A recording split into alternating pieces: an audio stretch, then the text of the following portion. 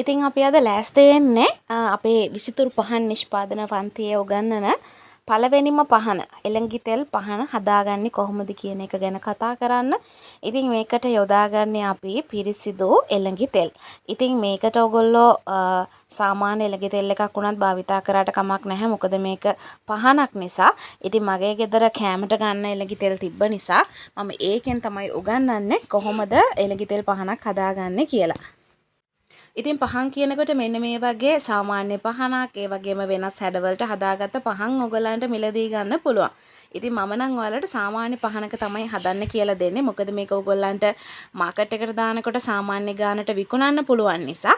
ඉතින් ඒ වගේම මේකට තව ක්‍රම සහ විදි තියෙනවා මේ පහන හොදට පත්තු වෙන්න. එතකොට මේ මැටි පහනෙන් ගැලවිලා මේ පහනේ තියෙන ඉටි ටික වෙනම තැනකට යන්නේ නැති වෙන්න කරන්න ඕන උපක්‍රම සහ යොදා ගන්න පුළුවන් කිමිකල්ස් වර්ග ගොඩාක් තියෙනවා. ඉතින් මේව ගැන කතා කරන්න තමයි කියන්නේ අපේ පන්තියට සම්බන්ධ වෙන්න කියලා. ඉතින් අපි දන්නවා මේ ගිතෙල් පහන හදන්න අපිට මොනවා හරි ඉටි වර්ගයක් අවශ්‍ය වෙනවා. ඒක නැචරල් ඉටි එකක් වෙන්න පුළුවන්. එහෙම නැත්නම් ඒක සින්තටික් ඉටි වර්ගයක් වෙන්න පුළුවන්. ඉතින් අපි ඉටි වර්ග ගන්නකොට ඉන්දියන් වැක්ස් තියෙනවා, චයිනා වැක්ස් තියෙනවා. හැබැයි මේ මොන වැක්ස් වර්ගයක් භාවිතා කරත් ප්‍රශ්නයක් නැහැ. මම අර කලින් කිව්වා වගේ මේක ඉටි පන්දමක් නැත්නම් ඉටි පහනක් හදන්න යන නිසා. ඉතින් ඔන්න ওই විදිහට අපි මෙන්න මේ ඉටි ටික ඉස්සල්ලාම රත් කරගන්නවා.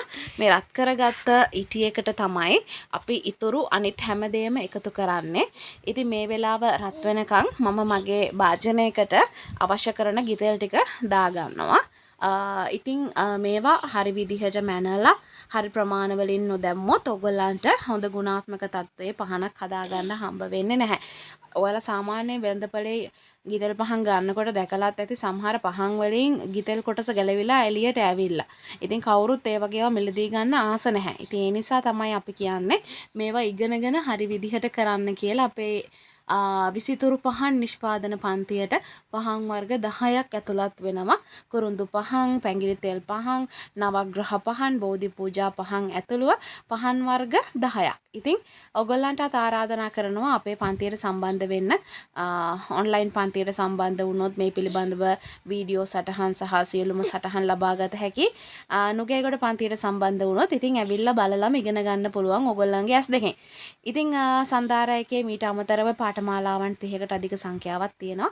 ඒවටත් ඔයගොල්ලන්ට සම්බන්ධ වෙලා අලුතෙන් හොඳම ඉල්ලුමක් තියෙන ස්වයං රැකියාව ඉගෙන ගන්න පුළුවන්. ඉතින් මේ දිය වෙච්ච ඉටි වලට මම ඊළඟට එකතු කරන්නේ මගේ ගිතෙල් ටික. ගිතෙල් එකතු කරලා ගොඩක් වෙලා කලවම් කරන්න අවශ්‍ය නැහැ. මොකද ගිතෙල් කියන එක ටක් ගාලා දිය වෙලා යන නිසා. ඉතින් ඊට පස්සේ අපිට පුළුවන් මේකට එකතු කරගන්න මගේ ඉතිරි ගිතෙල් ටිකක් මම එකතු කරගන්නවා. මම මුලින්ම පොඩ්ඩයි එකතු කරගත්තේ. ඉතින් මේ ටිකත් එකතු කරලා මම ඉස්සෙල්ලාම මේ ටික හොඳට කලවම් කරගන්නවා.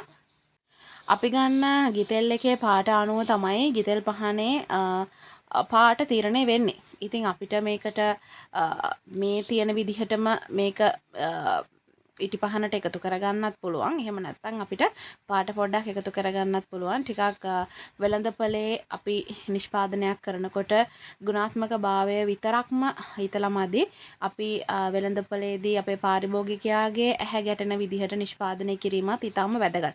ඉතින් එතකොට ටිකක් සුදු පාට ඉටි පන්දමකට වැඩිය ටිකක් කහ පාටින් තියෙන ඉටි පහනකට ගොඩක් කට්ටිය ආසයි. ඉතින් ඒ නිසා මම මෙන්න මේ විදිහට පාට ස්වල්පයකට එකතු කරගන්නවා.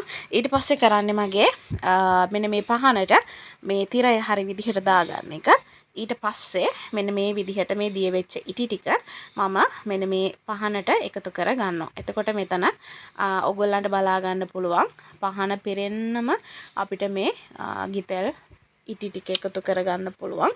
ඊට පස්සේ මේක සාමාන්‍ය කාමර උෂ්ණත්වය ඔයගොල්ලන්ට පැය දෙකක් වගේ තියෙනකොට හොඳටම හොඳ ලස්සන පහනක් විදිහට එළියට ගන්න පුළුවන්. ඉතින් සන්දාරා වෙල්නස් කියන අපේ Facebook page එක search කරන්න බලන්න. මේකේ තියෙනවා අන්තිමේට කොහොමද ලස්සනට පහන හැදිලා තියෙන්නේ කියලා. ඉතින් හැම දිනෙකටම සුබ දවසක්.